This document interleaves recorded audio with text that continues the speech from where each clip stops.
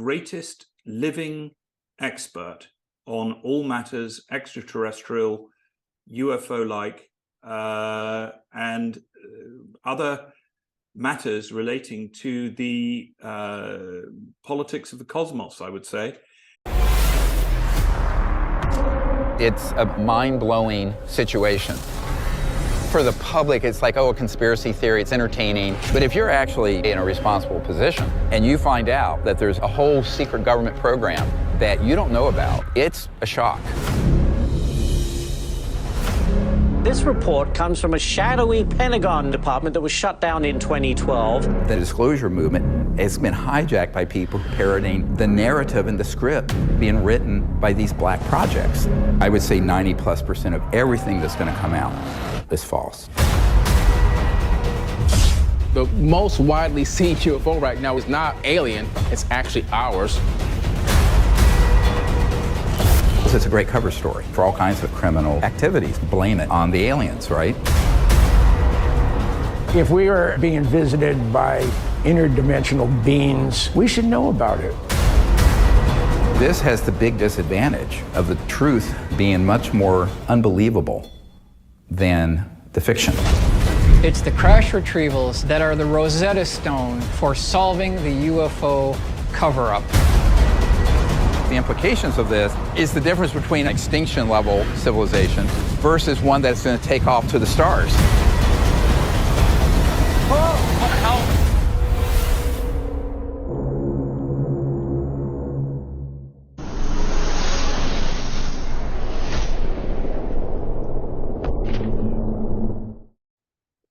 Well, a very, very warm welcome to all of the viewers of Camelot Castle TV from around the world. Dr. Stephen Greer, it is such a pleasure to see you. Of course, we spoke a number of times over the last couple of years. Welcome to Camelot Castle TV. Thank you. I'm glad to be with you again. Well, obviously, the reason I got in touch last week is that the subject of UFOs and extraterrestrial visitors has been on a lot of people's minds. We had these various different activities in the North American skies. And I texted you and I said, what have you got to say about this? And you made a very interesting comment. And I just wanted for our viewers, seeing as this is a subject that you do understand, to perhaps give us your thoughts on what has occurred over the last few weeks. Well, it's mainly part of a PSYOPs, psychological warfare operation. We knew this was coming. If anyone who saw Unacknowledged or the Cosmic Hoax, we predicted that this is the direction they would take this issue, trying to create some type of public specter of a threat. Now, it's turned out now the Pentagon's admitting that the objects they shot down, the 4 of them, but not the balloon that was from China, but the others were private aerial devices of some type. They're not even investigating them any further, but it created this sort of media public and hysteria, which the public is very prone to on anything unknown. This is why the disclosure of this subject in a rational fashion is very essential. Now, going all the way back to Werner von Braun, who invented the rocket for Adolf Hitler and became the foundation of our space program after World War II, on his deathbed, he said to Carol Rosin, who's a close friend and member of our team, she was his spokesperson for the last 4 or 5 years of his life, he said, "We will hoax an alien threat as a way of sort of pulling together a global totalitarian military regime." And we've seen in the last 3 or 4 years, actually, once Unacknowledged came out, and Unacknowledged, anyone can see it on Amazon Prime or anywhere. It's a feature film that pulls the curtain back on all these black projects that are called Unacknowledged Special Access Projects that deal with the UFO issue and related subjects such as energy and propulsion and what have you. This documentary, once it hit 760 million views, which it did, they unleashed onto the public a sort of decoy operation known as TTSA, To the Stars Academy, was Luis Elizondo and Chris Mellon, and of course a rock star that I had briefed ages ago named Tom DeLonge, who had been with Blink-182. And the purpose of that psychological warfare operation was to present two things that were completely false to the political leaders, mainly in America, but also to the public through the media. And that is that, number one, we don't know what these objects are.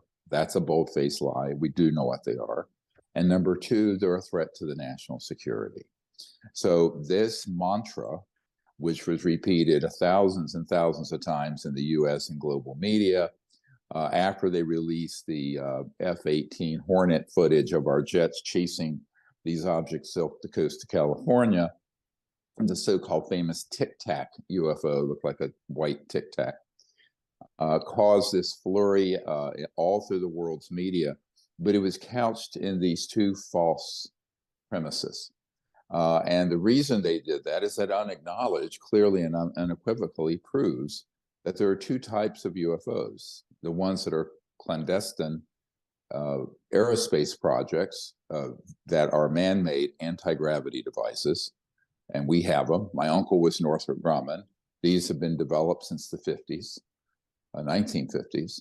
And number two, that they are not a threat to the national security, at least the ones that are exo-atmospheric. So ones that are extraterrestrial are absolutely no threat. Now, there is a threat to the national security, and that is the psychological warfare initiative that we see breaking all around us through the mainstream media, which of course are taking dictation from the right hand of the king here, because one of the things that I learned early on in my career looking into this, I'm a medical doctor, but I started digging into this when I was in my 30s on a very deep way, is that I contacted various members of the media, and they said, oh yeah, we're not going to tell the public except what the powers that be want us to tell them. And that, I'm quoting, we have become scribes taking dictation from the right hand of the king. So the fourth estate essentially is missing in action on this, except for shows like your own. And so the public can be gaslit on this sort of endlessly. I mean, to what end, however? The end is what they're trying to achieve is actually very dangerous.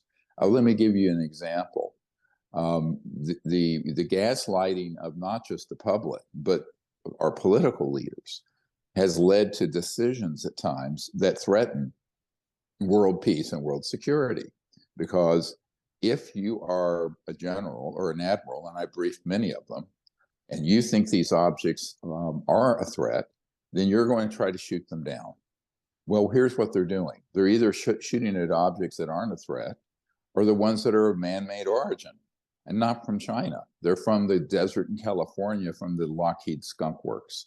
So the Tic Tac, we have an image. I have a brand new top secret military witness contacted us last week, who was actually present when they were loading that device onto a C-130 transport plane a decade or so ago. Man-made, anti-gravity, electrogravitic, meaning you're dealing with electromagnetic field propulsion. That's why it has no jets and it has no rockets. Now, I have literally 1,100 military and CIA and corporate whistleblowers that we are now organizing to come forward again to clarify this. But I think the public needs to understand to try to avoid the hysteria. I'm going to quote from, and I think, John, you'll find this interesting. I have a book out called Unacknowledged that goes with the documentary. Can I just say one thing? Yes, please. For those of you that aren't familiar with Dr. Greer's work, your films are absolute. I mean, you smashed Netflix records when this thing came out. Mm-hmm. How do you keep something secret? You hide it in plain sight. July 8, 1947. The flying disc has been found and is now in the possession of the Army. If you look at the document sent to J. Edgar Hoover, 3 so-called flying saucers had been recovered in New Mexico. It has become the #1 document viewed on the FBI website. There have been ET visitation, and people have been attempting to conceal this knowledge. We actually did recoveries of bodies that were involved with some of these crashes. I said, well, you're going to tell the public about it? And he says, no, we don't tell the public about this. There became to be this bifurcation, this separation between legitimate national security and military operations and the deep black programs that are unacknowledged. If people think that it's just the UFO issue, they're gravely mistaken. This is one of the ultimate secrets that needs to be exposed. If there was a project that was illegal, the president doesn't know it's occurring, who's going to stop this from happening? The moon of Mars. There's a very unusual structure. When people find out about that, they're going to say, who put that there? These deeper black programs have the technology to hoax an alien invasion. They could do it, and they could do it in a way that's 100% believable. It's very easy to set up a false flag operation, concoct all kinds of false information. They have people embedded in all the major media to change and affect stories. If you tell anyone about this project, this bullet has your name on it, and it will find you.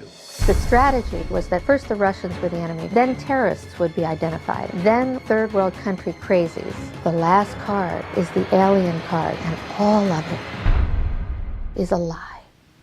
A lie.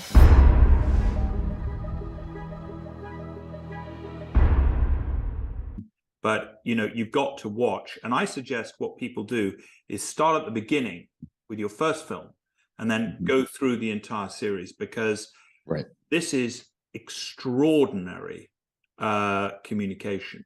And it's something that I know my wife and I were absolutely, I think we were introduced actually to you by Miss Kubrick, Stanley Kubrick's daughter. Oh, yes, yes, wonderful. She's a wonderful, wonderful lady. And yeah, I just cannot tell people enough to watch those films and also to thank you. So is what's in the book a little different to what's in the film? If you get the book of, is there more data in the book? Yeah, about 3 times more. You know, if you take the transcript of a 2-hour feature film, it's not that much content. No. A book has much more granular detail, including a document I'm about to refer to. And there are 2 important documents. One, the very first director of the CIA in the United States, Admiral Roscoe Hillenkoetter, he wrote a letter to the New York Times in 1961. So this is now 62 years ago, stating, and I quote, "The secrecy around the UFO issue is a threat to the national security. The UFOs aren't, the secrecy is." Why did he write that? It was right after Dwight Eisenhower stated, "Beware of the military-industrial complex." And he was a 5-star general. He was not anti-military, but he was talking about this fascist collusion between big industrial global powers and government, and hijacking the interests of the government. That is the original definition, by the way, of fascism. But he was too polite to call it that. He just said the military-industrial complex. Now, why did he say that? We have a top secret witness who worked in the White House. He became a lawyer and has now passed away, but I have his videotape on my YouTube channel where he describes being in the White House with Eisenhower, where Eisenhower had lost control over these projects, that basically in the late 50s, 1950s, and since then, no U.S. president or prime minister of the United Kingdom has had operational control out of these rogue and illegal projects dealing with UFOs. That is a threat to the national security, full stop. Now, can we prove this? Absolutely. I have personally briefed the director of the CIA in the United States, your Minister of Defense, the former Minister of Defense, Lord Hill Norton, the head of the Minister of Defense of Australia and Canada, members of the Senate Intelligence Committee and other vital committees in the United States and elsewhere, as well as the head of intelligence for the Joint Chiefs of Staff, Admiral Tom Wilson, and the head of the very powerful Defense Intelligence Agency, which sits atop the Pentagon as the main intelligence gathering entity, General Patrick Hughes, amongst others. In every one of those cases, from the president's office, CIA director, secretary of defense, ministers of defense on down, in all of those countries, none of them were read into or briefed on this subject. That is prima facie proof of an illegal and unconstitutional entity running the project. Now, things have taken quite a turn since you and I spoke last. Hmm. I don't know if you know. It doesn't surprise me. And I just do want to acknowledge this threat of hysteria, because that is one thing that I think we all now, since we last spoke, have got subjective reality on how governments use media to create hysteria, and just how destructive. I mean, we have as a nation, as a world, thrashed our economies on the strength of hysteria. This was not a bona fide, really. I mean, I'm not saying people didn't die from the pandemic. They did. But the hysteria has been far, far, far more dangerous. Yes, absolutely. Yeah. And so what you have touched on, and you did predict this, I have to say, your films predict this. When we spoke, you predicted this. You said the next thing that they are going to use is hysteria about UFOs to create either a distraction from what is actually going on, or to actually economically destroy a country, and it's a weapon hysteria. So I just want to acknowledge that your bona fides here, Dr. Greer, are 1,000% as far as I'm concerned.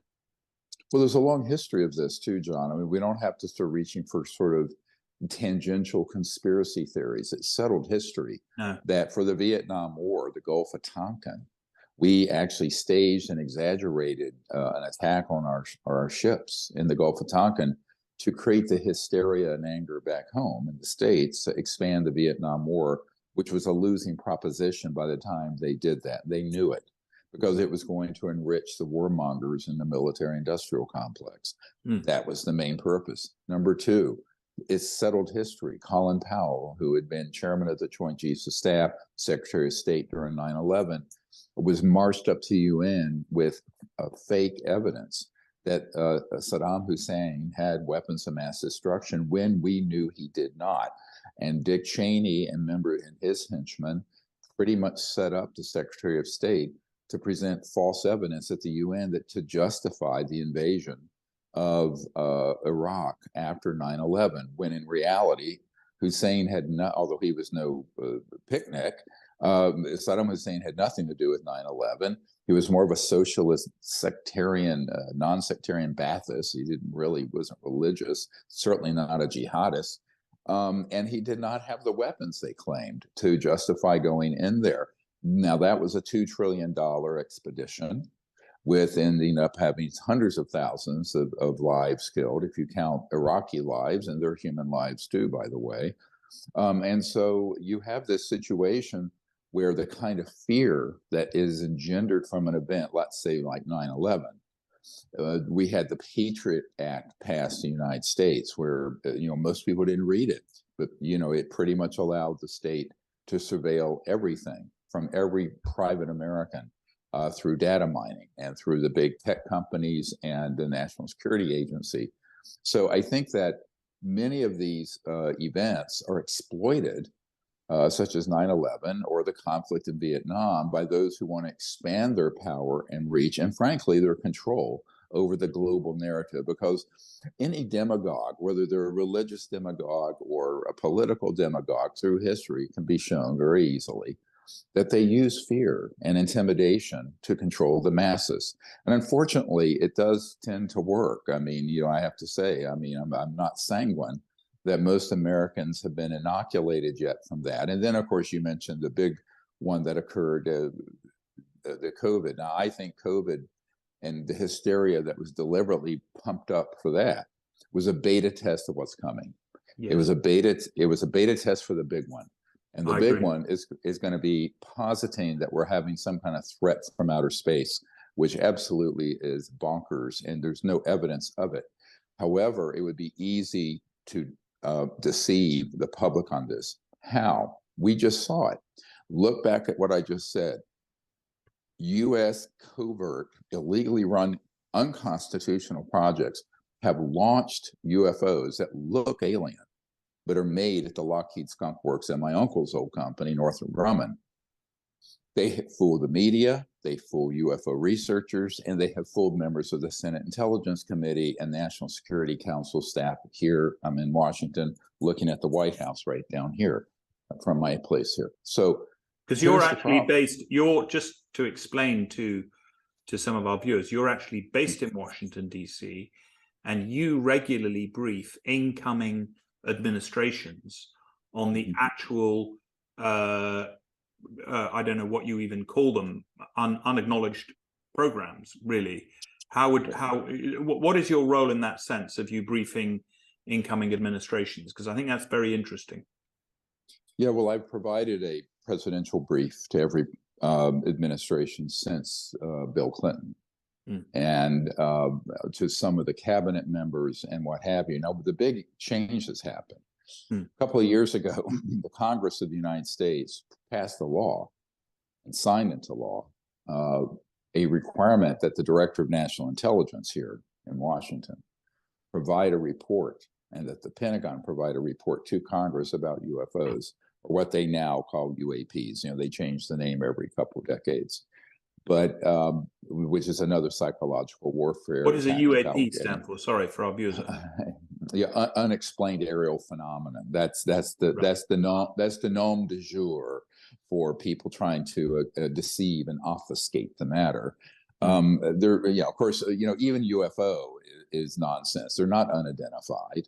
They don't fly aerodynamically in any sense of the word, like a propeller plane or jet or rocket. The only true thing in the whole word of UFO is object. They are objects. And two types of extraterrestrial origin, which we can get to. And most of the ones that are seen are classified deep black projects. Now, when I say deep black, what do I mean? This is what's changed. The Congress passed this law, but then additionally, 2 days before Christmas, this past Christmas, the Congress passed and the president signed part of the National Defense Authorization Act, the defense spending bill, $760 billion here in the United States. And they had like 5 minutes to read it, didn't they? Yeah, and they had like 5 minutes to read it. However, in there was something that we had been working on, and that is a pathway for top secret whistleblowers to come forward and provide testimony legally where they are not going to be in violation of their national security oaths or their non-disclosure agreements, and can be whistleblowers. That's good. Yeah, that's a big development. So this was a consequence about a year ago. I have to be careful what I say here. I was approached by people who literally manage the black budget of the United States. And they, as part of the bill that had been previously signed to investigate this, found out that even though they answer directly to people at the national security level and the Senate Intelligence and Armed Services, they, with their top secret code level clearance, were completely denied access to all UFO cases and data. Now, this did not surprise me. I said, look, all the way back to 1993, when I briefed a sitting director of the CIA, and he was in the same boat you were in. He was completely denied access, as was the president. So I said, here, they asked me, will you help? I said, yes. So I'm in the process. I'm telling this sort of breaking news on your show, handing over about a 6 terabyte hard drive of intelligence that we've gathered that lists every corporate division working on this, every deep underground military base, all the locations and details, over 100,000 government documents we have, some of which have not been declassified, but which we have declared these operations illegal, and therefore they can't prosecute us, et cetera. Now, on top of this, we have around 1,000 military and corporate whistleblowers. These are people, and some of whom were on operations retrieving these objects. For example, if an extraterrestrial vehicle is downed, because we use electromagnetic weapons to down them, DEWs and the like, excuse me, there's a team that goes and gets them, right? They have to retrieve them. We have people who've been on those teams who are now coming forward. So all of this has been handed over to the investigators, and in the last year they have hit pay dirt. They've gotten in, but it's very dangerous. You know, there have been fatalities involved. So this is risky business, to say the least. But there is now a legal pathway. As of about 2 months ago, there's a pathway. So I'm putting out a call for whistleblowers to come forward, whether they were military or government contractors. Now, this is the key thing. Initially, the bill only was going to protect government people. We put it in there so it expanded it to all the government contractors. Because to be honest with you, the government doesn't build anything. The contracting entities do, like the Lockheed Skunk Works, or Northrop, or the Phantom Works, what have you. Of course, they have corporations that are subsidiary to their black funded ops, if you like.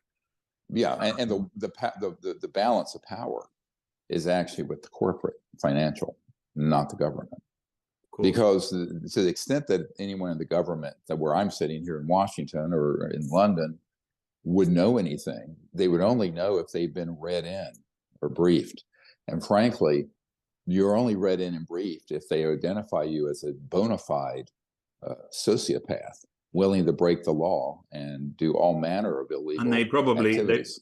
And they probably also have some compromat or compromising blackmail material on you already, so that they know that they can, you know, and that was one of the things that very much shocked me when I came to Washington. I was briefed by very upper level intelligence who just plain as brass told me blackmail is the currency of Washington. And, you know, it starts off with, you know, somebody's unfaithful to their spouse, and it goes south from there, and it goes a long way south. And now, well, and also inducements. I mean, one of the things, you know, bribes. Yeah, so you have a carrot and a stick. Of course. Now, this is an astonishing thing I'll share with your audience. When I was just starting out in this area as an emergency and trauma doctor in 1992, 31 years ago, I had the head of Army Intelligence, General Albert Stubblebine III, approach me and offered me then $2 billion if I would not pursue this path I've been on. And it was a serious offer. And it was a black fund confiscated How from much Eastern did Europe. you just say? How much did you just say? 2 billion with a B. 2 billion. And that was, you know, 31 years ago, and that was a lot of money. Of course, now they're minting a billionaire in Silicon Valley every week. But in those days, that yeah, was a lot of money. It was a lot of money, and it was a serious thing. I said, no, I'm not going to be corrupted this way. He then went to my wife, who sort of epitomizes noblesse oblige, and tried to convince her to convince me. But of course, I didn't do it. You know, this is the kind of the sort of things that happen. I met with a man who is a corporate operative also in the 90s, who explained that they had given at least 10,000 people $10 million apiece or more to secure their cooperation with the secrecy. So the amount of money slushing around in these funds are amazing. You know, even Donald Rumsfeld, the day before 9/11, if you look at the movie Unacknowledged, we have the clip. I'm not sure he knew it was being recorded. Admitted that there were $2.3 trillion unaccounted for, quote unquote, in the Department of Defense of the United States. And that's the exact department that the quote unquote airplane that flew into the Pentagon happened to go into that wing, didn't it? Where they were doing the accounting. Yeah, well, they were trying to look into where's the missing 2.3 trillion. And actually by now, I suspect it's more like 8 to 10 trillion. So what you have is a situation that is just a runaway train of government excess secrecy. And this is what the CIA director warned about in his letter to the New York Times in 1961. Now, all these things that are happening now, from where I sit, I don't think it's a coincidence that a few weeks ago, they started this hysteria with UFOs flying over, we have to shoot them down, because it was precisely 2 weeks after I escorted the first top secret witness into the SCIF, the secure compartmented information facility, to provide testimony that he had on this issue, having worked the issue since the 1960s. And so what I see happening is then a ramping up of these so-called false flag and trial balloons, literally and figuratively, at the same time that this investigation is just really hitting its stride here in Washington, that really nobody knows about. I mean, there is a Pentagon office called AARO, AARO, that's looking into this, but the actual investigation is going on by the people who are assigned to manage and know what the black budget is. You know, they were astonished that they were being denied access. And I said, well, don't be, because I've never seen anything like this in the history of the world in terms of governance going forward so corruptly. So do you have an estimate of the total black budget annually, or? Well, I think there's the black, let's talk about the deep black budget. The deep black budget would be the ones that even the black budget managers and the members of Congress don't know about. And I would put that at somewhere around $200 billion a year, maybe more.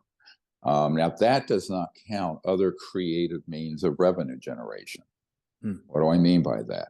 Let's say you're a corporation and you had access to downed extraterrestrial vehicles since the 40s, and you're studying them. Well, suddenly what comes out? A fiber optic system.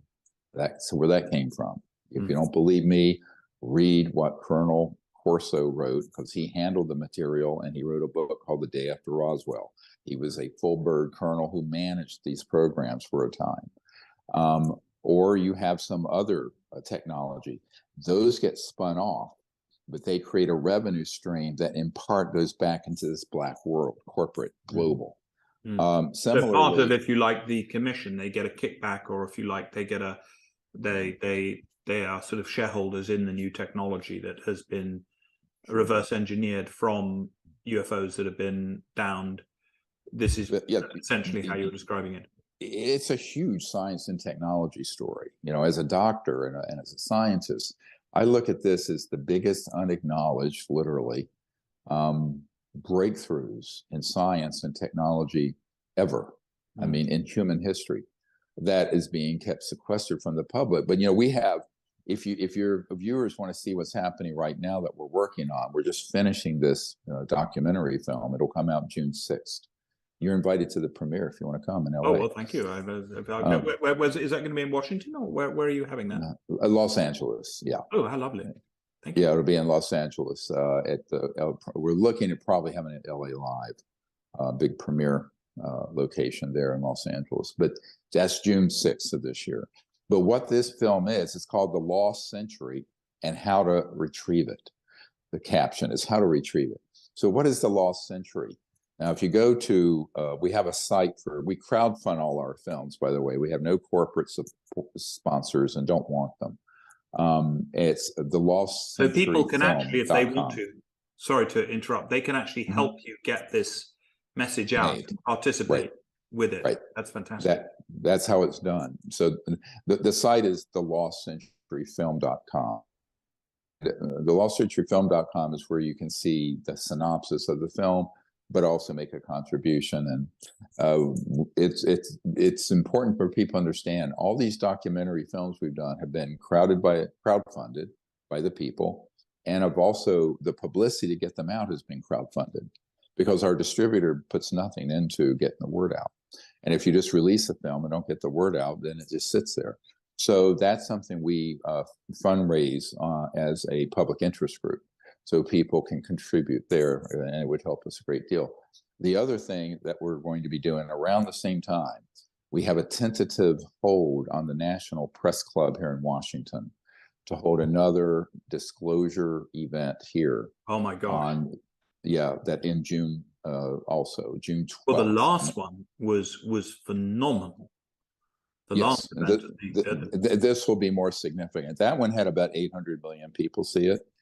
And shortly thereafter, of course, 9/11 happened that, set up a situation where people stopped looking into this issue because they had a bigger problem to focus on. I won't comment on it. I don't know if you'd be doing a premiere in London, but if you do think about it, my wife and I would be very happy to help with that. Oh, great! We would love to. Maybe do get a few.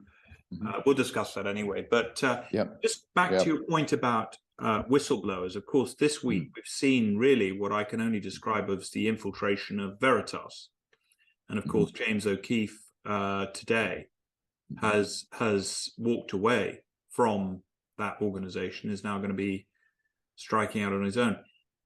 Have you had difficulty with infiltration into, how dangerous is it to be a whistleblower in this area? Because this seems to me to be the next level. Well, it is very dangerous. And the problem is when I started, when I started looking into doing this in 1990, I was advised by a senior intelligence official who'd been involved with this issue for a long time.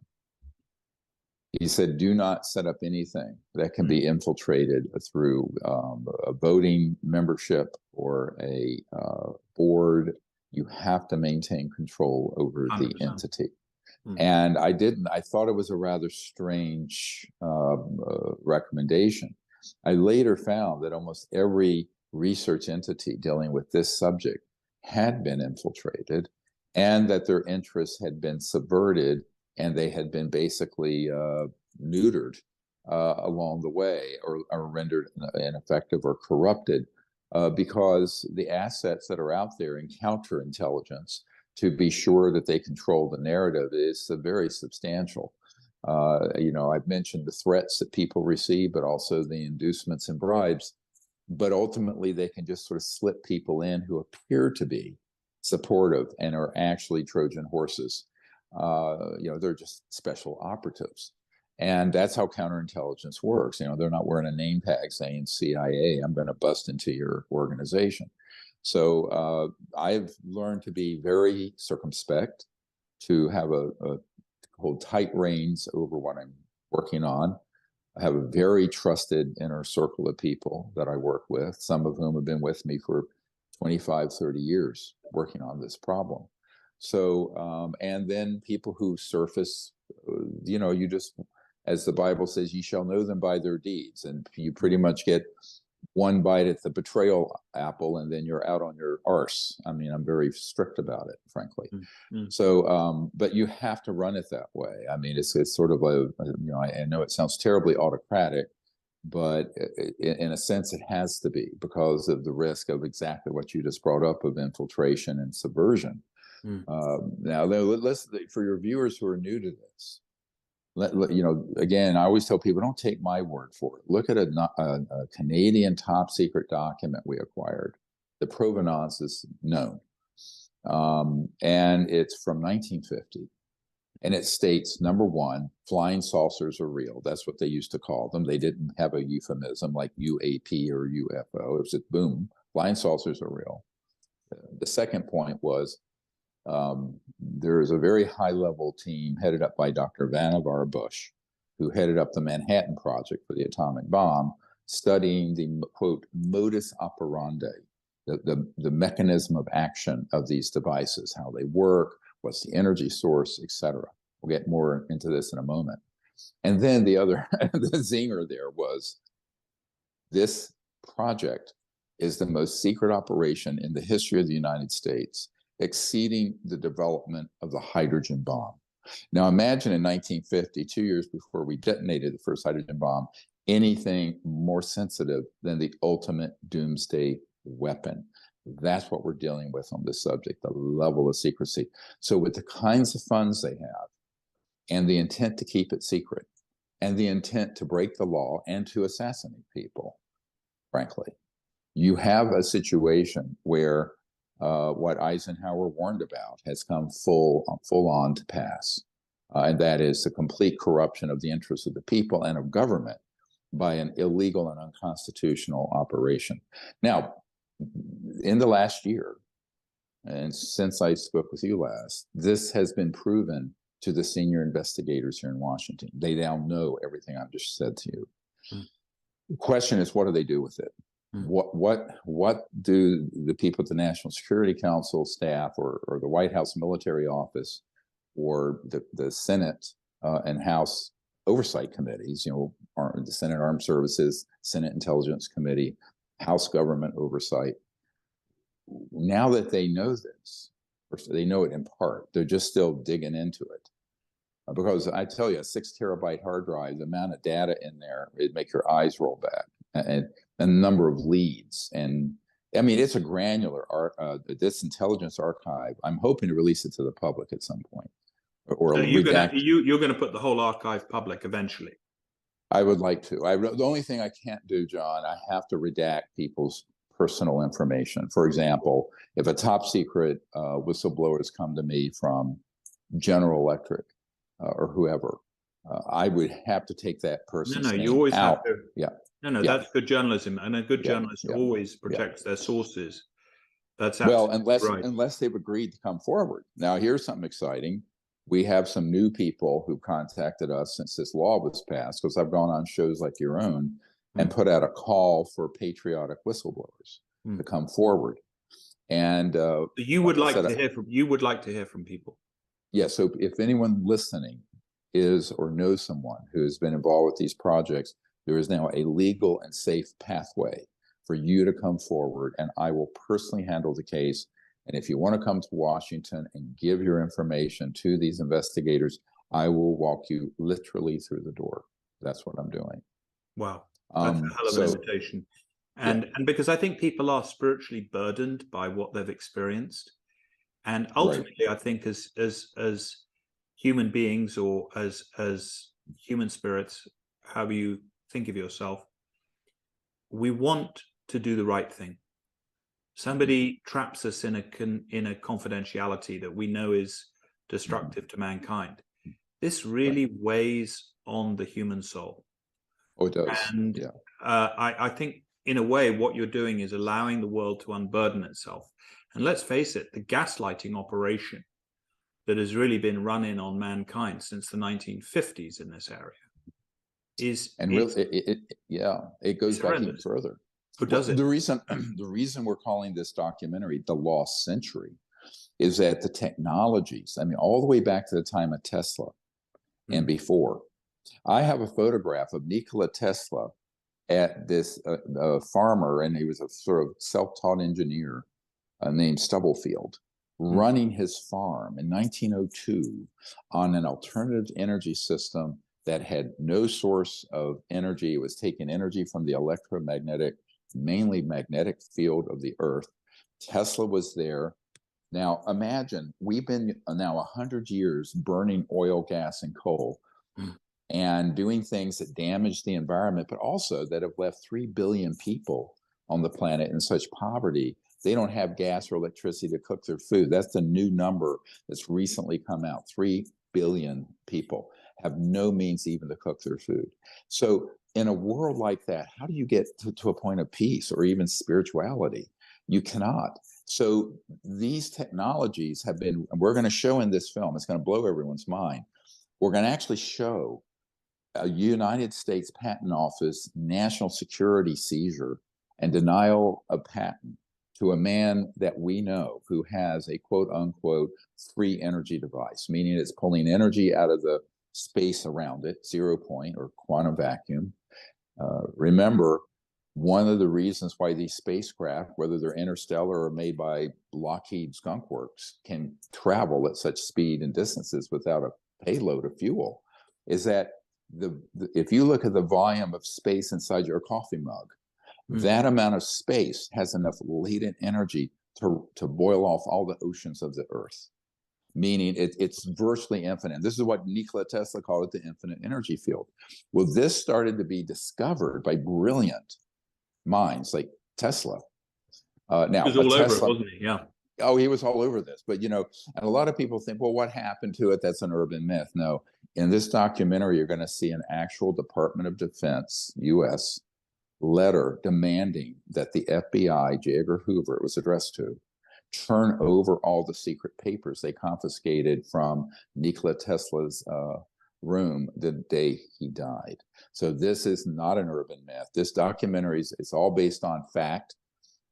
People don't realize that decades ago, a man named Floyd Sweet had something the size of a cigarette pack that you could to an electric motor and a 300 horsepower motor that would run your car. Forget Elon Musk's Teslas, where you plug them into the coal-fired power grid. It would run the car, never have to be plugged in, pulling energy. This field of energy, which was quantified by Dr. Casimir in the 1950s, called the zero-point energy field. So these devices and technologies have come and gone. Most of the inventors were assassinated or took it to their grave. So what we're trying to do with this next documentary is put out a call for people to fund an open source, meaning no intellectual property holdbacks, no patents, because the patents get seized. Research and development lab. Yeah, we want a laboratory. We want to create a laboratory that's open, that's streamed online, blockchain, secure, and that the scientists, when they find a discovery like that, it is released to the world instantly, the whole world, in a way that it can't be put back in the tube. Well, I know that this technology exists on Earth because 2 years ago I had a phone call from somebody, and they called me up and they said they've got one of these machines. I said, well, you bring it here and show me, because I've heard a lot of it, and I heard that people have these machines where you put less energy in that comes out, and you know, conventional physics will tell you that's not possible. But the fact of the matter is, this guy came here. I mean, we're taught at school that it's impossible, but this guy came here, and on the round table at Camelot Castle, my friend demonstrated to me less energy going into a machine than came out of a machine. And we measured it. We saw it working. There is no question that it worked. And here's what was the thing, is he said, well, we're going to make this available to everybody. And 6 months later, I called him up and he said, John, we just can't do it. We can't do it. And I said, why? He said, I can't even say on the phone why we can't. We can't do it. So the pressure. Well, let me interject real fast. He couldn't do it. I can. Oh, that's fantastic. So have the gentleman contact me. You have my cell number. Here's why I say this. We have, I won't go into details. We have the ability now. If that device is in fact legitimate and it can be reproduced scientifically, you have to have, the gold standard is independent reproducibility. But if it can be independently tested and reproduced, we will see that it is released, and we will be sure that at least 1 billion to 2 billion people learn about it in a fortnight. Why? We have the means to do that now. I mean, one of the things that's happened, I was talking to Vivian Kubrick about this, is that I now have a whole group of A-list celebrities who are helping us get the word out on these issues. And some of them have 200 million followers, so what we would do is, like, the mainstream media is going to get a D notice from your Minister of Defense or some kind of notice from the CIA saying, kill this story. And by the way, in the documentary, we have a document from the CIA that talks about them having people inside all the media to kill stories and change them in black and white. It was a 1992 document. And we'll show it to people in the documentary. I think one of the things that the world has woken up to over the last 2 years or 3 years is fake news and the use of propaganda. I mean, if we haven't had the opportunity to learn that there are active black propagandists in the world today, then you're never going to, I'm sorry, there's no hope for you at all. No, yeah, if you're watching and you haven't realized that by now, sorry, you're watching the wrong TV channel, and there is no hope for you whatsoever. You're a pipe dream, right? I mean, I have a bridge I'll sell you also. Let me sell you the London Bridge. Okay, here's the deed. But anyway, so I think this is a really important point, is that 10 years ago, we did not have the means to get something like this out. But now we have both the potential partners. Now, it'd be much easier for us to create the support in the investment community if we had something to prove that is extant, that is operational. Unfortunately, most of the ones that I know about, They've either already been confiscated, the person has died, So we have 100 years of missed opportunities. And interestingly, I again tell people, don't take my word for a damn thing. I have in this book, Unacknowledged, and you'll see it also in The Cosmic Hoax, which is a documentary about them hoaxing the threat from outer space that's on my YouTube channel. And in it, we have a document signed by and written by the head of the Lockheed Skunk Works, Ben Rich, the famous, legendary head of the super secret Lockheed Skunk Works. And we have an incoming letter from a guy named John Anderson who said, and they were friends, and it says, do you think these UFOs are ours or extraterrestrial? And the head of the Lockheed Skunk Works on his stationary letterhead, signed by him, says they are both. They are both ours and extraterrestrial. This is dated 1986. And it is signed by him. The provenance of it is known. So I tell and he said, however, we call UFOs unfunded opportunities. And what was he talking about? The technologies behind how those things are moving would completely create a whole new global economy. 20 years from now, there'd be no global poverty on the planet. In 10 years, there'd be little or no pollution. You could have 100% recycling because the energy is free. And by the way, it doesn't violate. Am I wrong to say that interplanetary travel would also be possible? Yes, if we become peaceful. Now, we haven't gotten to the fact that these civilizations, they've been watching the planet for a long time. But if you look at the modern era of UFOs, it happened when we detonated the first atomic bomb and then hydrogen bombs. Because why? Because we were viewed, we have nations of concern that are terrorist regimes like Iran or what have you. The Earth was deemed a planet of concern because we had not evolved spiritually or socially as far as we had technologically. So now we had unlocked the secret of the atom. We had weaponized it. We'd already dropped it on cities at the end of World War II in Japan, obviously. But the other thing people don't realize, when you detonate an atomic weapon or hydrogen bomb, everybody knows what an electromagnetic pulse is that goes out and knock out all your communications. What they don't know is that there's something called a scalar or longitudinal wave that's faster than the speed of light that tears the fabric of the universe and disrupts extraterrestrial travel and communication systems. What I just said is the crux of the problem, because what I just said explains why there was this huge interstellar interest in what was happening. Not only that we could destroy ourselves, but that we were an existential threat to the cosmic order and the fabric of the universe. So the very natural, I think, reticence that people have and the concern that they have over nuclear weapons innately, and I think we're all very concerned by what is potentially going on even as we speak in the Ukraine. Ukraine, yeah. Very, very serious errors of judgment have been made there. And really there is obviously the people's bodies, if nukes are let off, well, of course, a lot of people die and the radiation is a problem for the future. But what you're talking about is a secondary type of, you could describe it as an impulse or a wave that cuts through the cosmic space-time continuum, you could say. It does. And how far, out of interest, does that reach from this planet?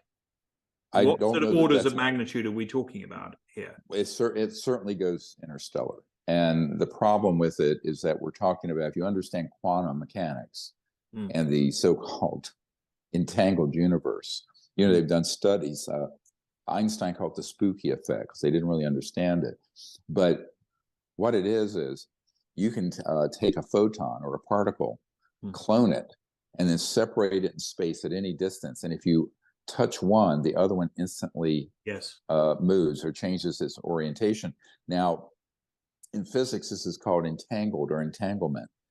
So when you're dealing with these technologies that cross trans-dimensionally, and you're talking about electromagnetic waves that aren't that are no longer a wave, but a point that goes out longitudinally in a line, it's going at multiples of the speed of light through an entangled system, a quantum system. And that wasn't known before we detonated the first bomb. But by the time we detonated the first bomb, it was like we kicked a hornet's nest of concern by these other civilizations. So I think this is something that I was just talking to a Lockheed Skunk Works guy.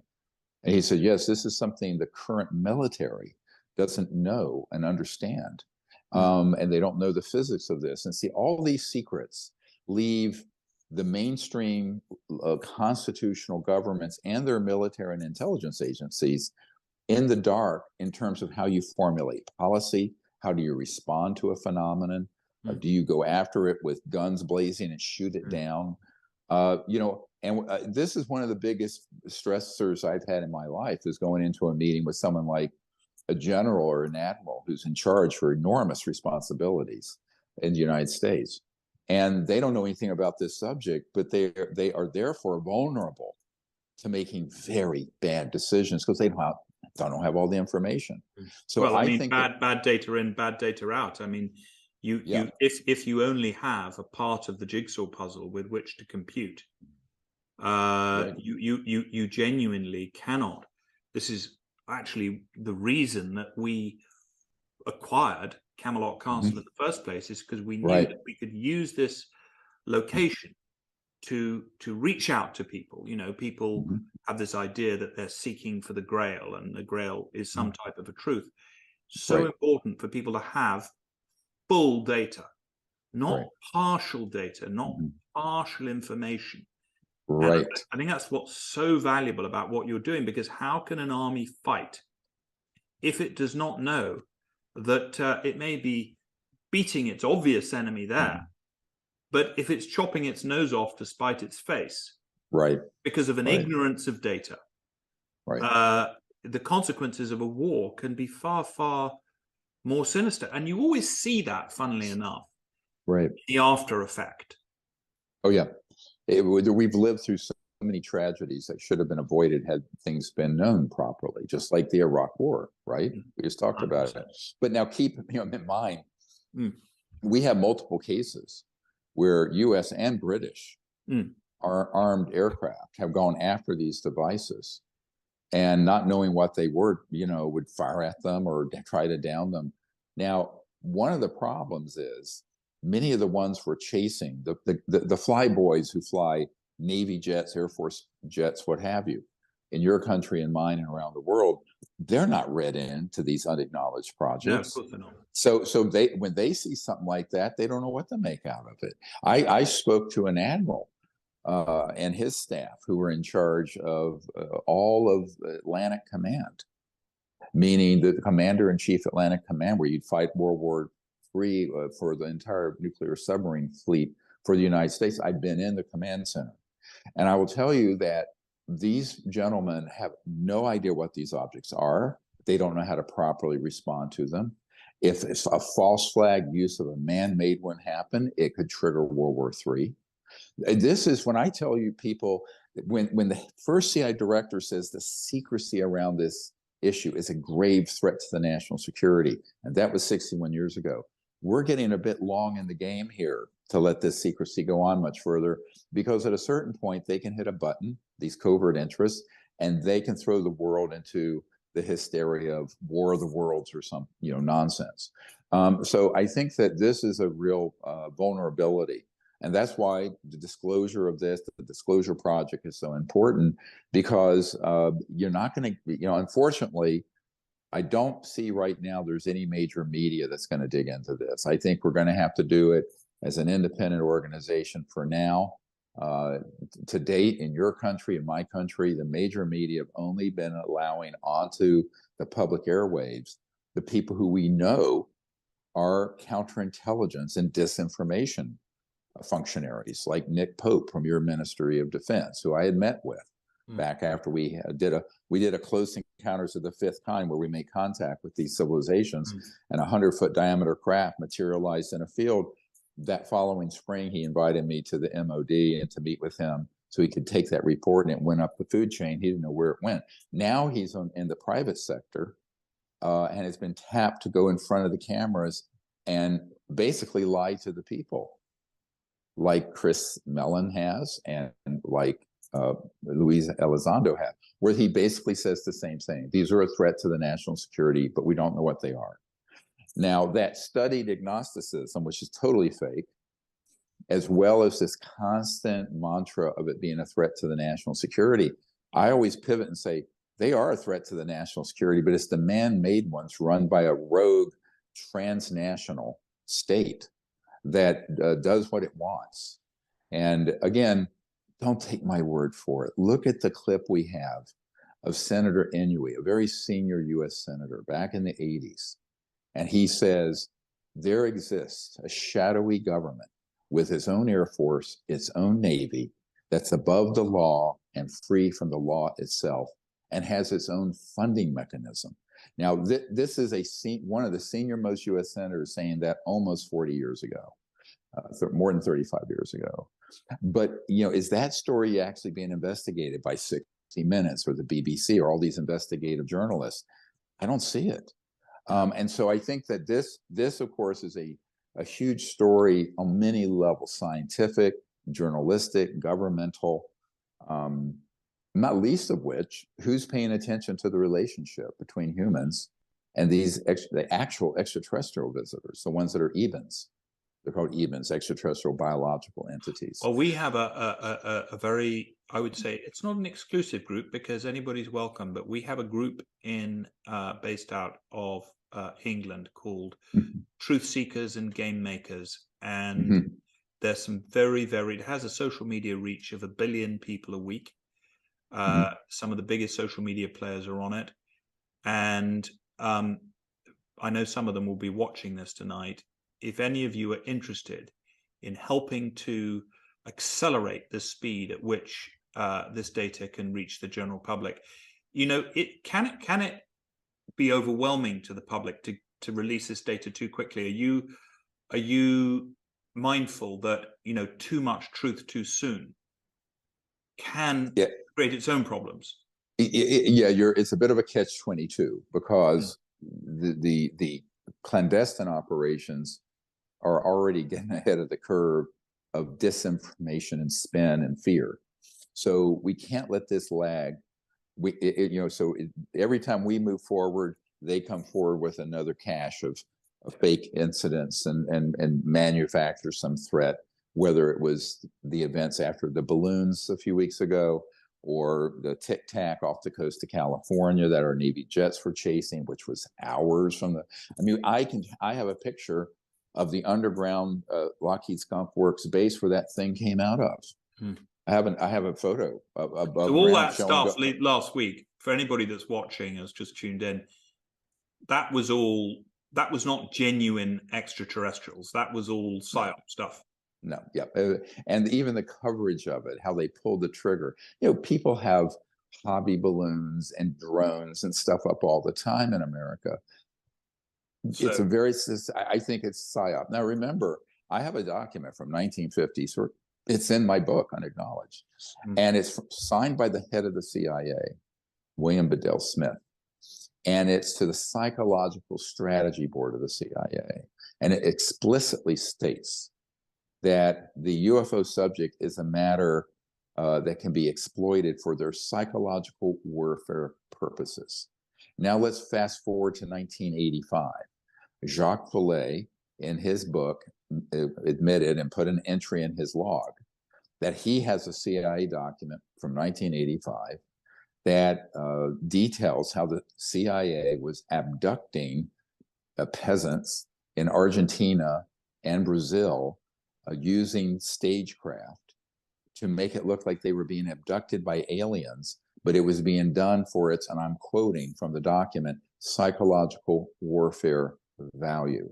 So these are maniacal evil plan. So when you hear all this stuff, when I say myself, I deal with it. Oh, I'm so afraid of being abducted. I said, yeah, you should be, from the CIA and these special projects. The extraterrestrial civilizations have no need or interest in doing any such thing.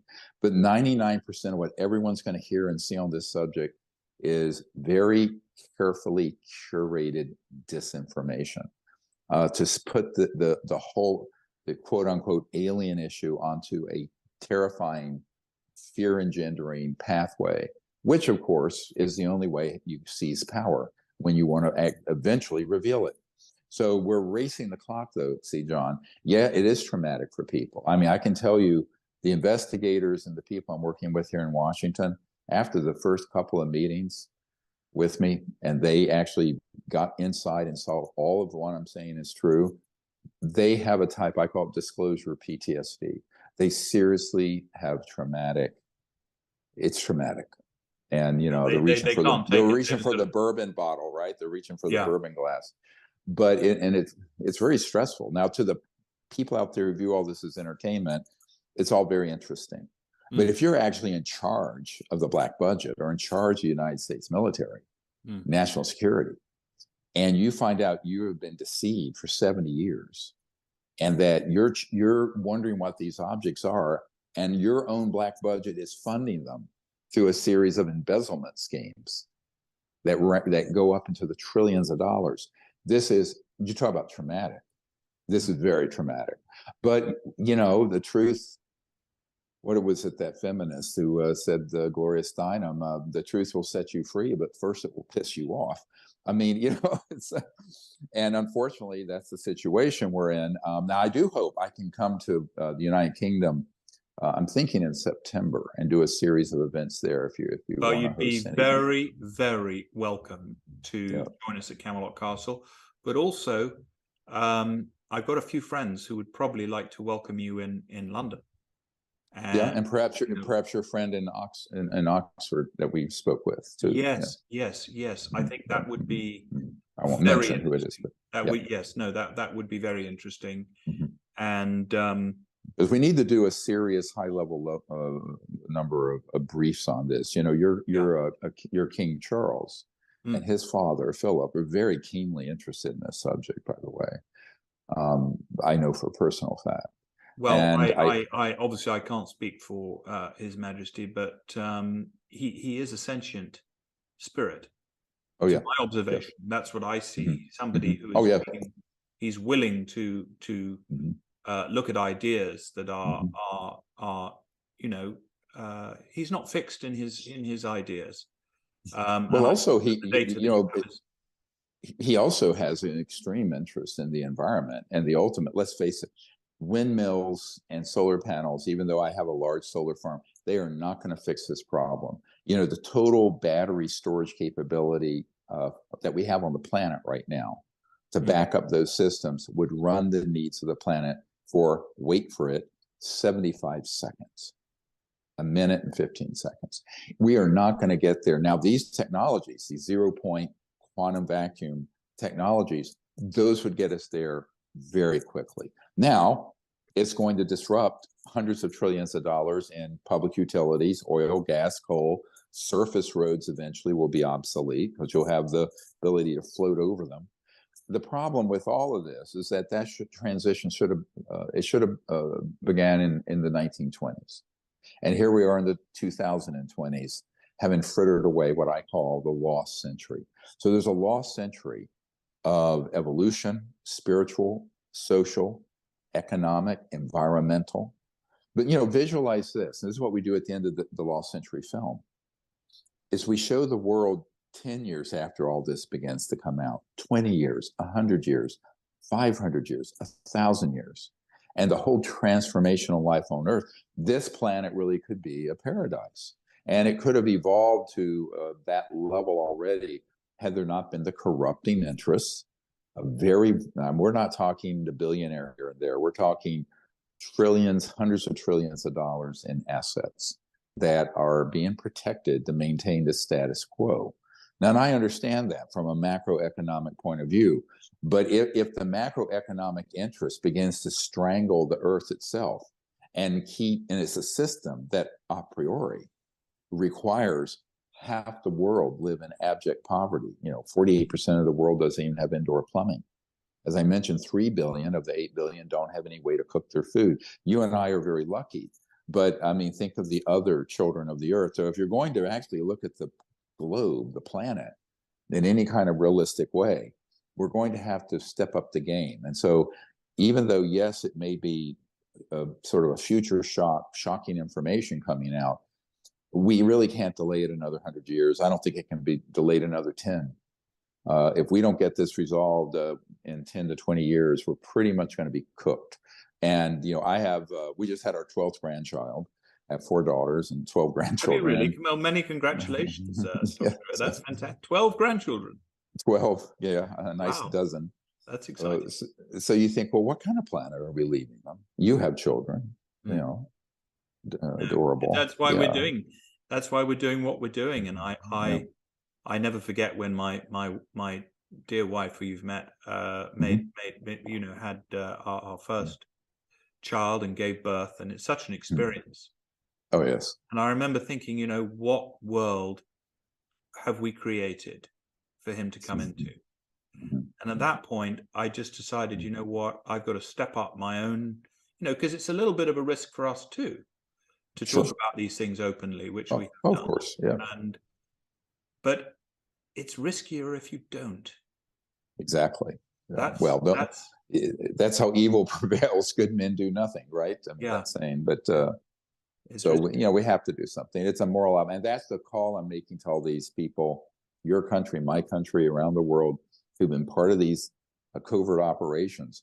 They didn't know they were being run illegally because they were in a mid-level or entry-level function. We can now prove they're being run illegally. And therefore, it is your duty to come forward and disclose them. And moreover, now there's a safe pathway to do so that was just passed 2 months ago. That's why I wanted to come on your show and announce this as a very major breakthrough, big breakthrough. That is, and I'm so honored that you do give us your time. You've actually been on now for an hour and 15 minutes. It feels like half an hour. And I know. I have another meeting. I'm here in Washington. It's President's Day, but some of us don't get a holiday. I never get a holiday because I work for myself. That's the problem. Well, if there's one way that people could connect to you, or last thing you'd like to say to our viewers, what would you like them to do in terms of action? Well, help support us at thelostcenturyfilm.com. It's a crowdfunding. You can make a donation. The donations there will also help support. We're going to have to spend about $250,000 this year on the disclosure press conference in Washington, D.C. and related expenses. We need help with someone who can develop a website for this vast archive that's searchable, multimedia, video, photo, documents, all of that. I don't have that ability. I'm a doctor, me, I can barely turn my computer on, but we managed to get the Zoom working somehow. So we need help in that regard. And we need help with people networking to folks who can help us develop an energy lab. You mentioned this gentleman who had one of these technologies. He needs to reach out to us. If you work through your network, it won't be hard to find people who worked in these classified projects and who need to be brought forward safely now. And even in your country, they're watching very closely, I know, in your government what's happening here. And when I met with Lord Hill Norton, your former Minister of Defense, he was a Sea Lord, a 5-star admiral, and I was at his house in Hampshire, and he was furious that the whole time he was in that position, which means you're also head over MI5, MI6, and he was also head of the military committee for NATO. He said, I was never told about this issue. I was never read in. I was completely left out of the loop on this. And he was livid. And he's passed away now. But that's my point, is there are very, very decent folk out there. People have this idea. He was. That everybody in the government is rotten. They're not. No. There are some very, very good folk. And if you give them the data, if you arm them with the information, then they do act, or they find a way to act, and that works for them. And so thank you. And I urge anybody to be in touch directly Yep. And anyone listening who may have contacts in your government, who, when I come over, a lot of times I'll take a private briefing with a minister or a member of parliament or something who want to know. I do that here in Washington. So I mean, I would encourage people to look through their who they know, and if there's some people who have an interest in this who need to know in the government or your military, I'd be very happy, because I hold my own clearances, and what that means is I can disclose anything I have to anybody. Wow. At my discretion. So I don't work for the government. Everything, even though I have more information than the legal U.S. government has, unfortunately, it's a strange position. One more question for you. Are you personally in touch with non-Earth forces, like the extraterrestrial beings? Are you in communication with those elements, or is that something that you can't talk about? No, we certainly are. And if you look, there's also a documentary called Close Encounters of the Fifth Kind. And Close Encounters of the Fifth Kind, there's an app we have called CE5 Contact app. It's in the top 10 educational apps in the world. And it trains people how to become an ambassador and make contact with these civilizations in a really safe way. And yes, my team, I have a senior team that isn't very involved with that. We have had contact. You'll see in the documentary some amazing photographs of ETs that have appeared at our events out under the stars. We may do one of these in Europe when I come over in September. Well, that'd be fantastic. And maybe someplace dry. Someplace drier, like maybe Portugal or Spain. Yeah, somewhere warm. warm and dry. Yeah, absolutely. Thank you so much, Dr. Greer. Thank you. Appreciate your help. Yeah, thank you.